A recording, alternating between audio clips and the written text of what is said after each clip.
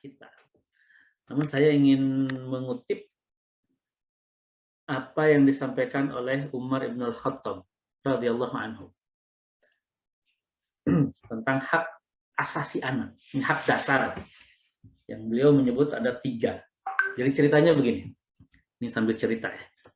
Ceritanya ketika Umar bin Khattab telah menjadi seorang khalifah, presiden kalau sekarang, ada seorang ayah yang datang kepada beliau mengadukan anaknya yang membangkang, durhaka, gak nurut, gitu, melawan sama orang tua.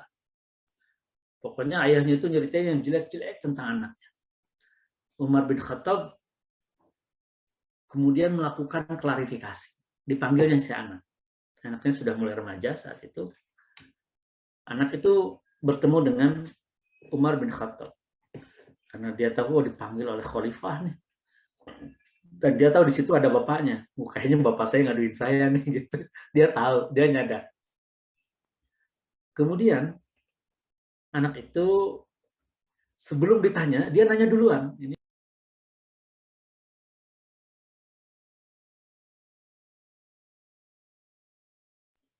oke. Jadi si anak itu sebelum ditanya oleh Khalifah Umar, dia bertanya duluan, "Ya Khalifah, apa hak seorang anak dari bapaknya?" Ini kata anak itu. Umar menjawab, "Hak anak dari bapaknya ada 3," kata Umar. Nah, ini yang pertama tadi saya lihat belum muncul ya di jawabannya. Kalau yang kedua udah. Yang pertama, bahkan ini hak asasi anak yang pertama. Yang pertama adalah, ini dari ayah. Berarti kalau dari ibu tinggal kebalikannya aja. Dari ayah, kata Umar, yang pertama adalah dicarikan calon ibu yang baik. Berarti kalau hak anak asasi yang pertama, hak asasi anak yang pertama dari seorang ibu adalah dicarikan calon ayah yang baik. Jadi ada hak asasi anak jauh sebelum menikah, jauh sebelum dia lahir. Jauh sebelum kita menikah, jauh sebelum anak kita lahir, anak itu punya hak untuk dicarikan calon ibu yang baik. Itu yang pertama. Yang kedua, diberi nama yang baik. Yang ketiga, kata Umar, diajari Al-Quran. Jadi Umar menyebutkan hanya 3 saja. Hanya 3. Ini adalah hak asasi anak. Hak asasi anak. Nah, ayah bunda, yang pertama tadi dicarikan calon ibu atau calon ayah yang baik. Jadi ternyata ketika kita memilih pasangan, ada hak asasi anak di situ. Kalau kita hanya melihat, dia cantik, dia ganteng, berarti kita mencari pasangan hanya untuk diri sendiri saja, tidak melihat kira-kira dia bisa jadi calon ayah yang baik nggak ya buat anak saya? Dia bisa menjadi calon ibu yang baik nggak buat anak saya? Berarti egois kalau seperti itu. Ya, terus gimana dong? Sekarang kan sudah nikahnya juga, sudah punya anak lagi. Terus gimana? Kalau sekarang berarti saatnya bukan lagi mencari. Jadi bukan mencari lagi calon ibu yang baik, bukan. Tapi menjadi dan menjadikan. Kita hanya sendiri menjadi ayah yang baik, ibu yang baik, dan menjadikan pasangan kita, jadi saling menumbuh kembangkan diri kita, pasangan kita, agar menjadi ayah dan ibu yang terbaik. Ini yang pertama. Nah, coba evaluasi dulu ketika milih pasangan, sudah mikirin tentang anak kan? Atau, wah dia ganteng, dia cantik. Kalau gitu, mohon maaf, Anda egois kalau begitu. Nah, yang kedua, diberi nama yang baik.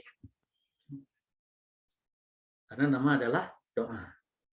Yang ketiga, diajari Al-Quran. Si anak tadi dia menjawab begini, "Ya Khalifah, saya tidak mendapatkan satu pun hak saya dari ayah saya. Ibu saya bukan wanita salehah. Ibu saya wanita majusi. Yang karena dia cantik dinikahi oleh bapak saya.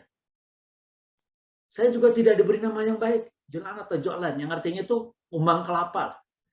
Ngasih nama anak kumbang kelapa. Dan saya juga tidak pernah diajari Al-Quran oleh bapak saya. Yang dahsyat kalimat Umar. Umar marah kepada bapaknya. Dan kata Umar, engkau sudah durhaka kepada anakmu jauh sebelum dia durhaka kepadamu. Masya Allah. Na'udzubillah min dzalik, ya. Na'udzubillah min dzalik. Jadi ternyata ada ayah durhaka, ada ibu durhaka, bukan cuma anak durhaka. Bahkan ayah durhaka dan ibu durhaka menjadi ayah durhaka dan ibu durhakanya jauh sebelum anak itu lahir bisa. Bisa. Terutama tadi yang asal-asalan dalam memilih pasangan. Tidak mempertimbangkan kira-kira dia bisa menjadi ayah yang baik atau tidak bukan anak kita. Dia bisa menjadi ibu yang baik atau tidak untuk anak kita. Ayah bunda itu hak asasi anak. Nah, coba kita evaluasi. Kita pertama sebelum menikah dulu, ini yang sebelum menikah. Kita ketika nikah dulu mikirin nggak dia kira-kira jadi calon yang baik atau enggak, calon ibu yang baik atau enggak. Kalau enggak, hanya karena dia cantik, saya aja senang sama dia gitu.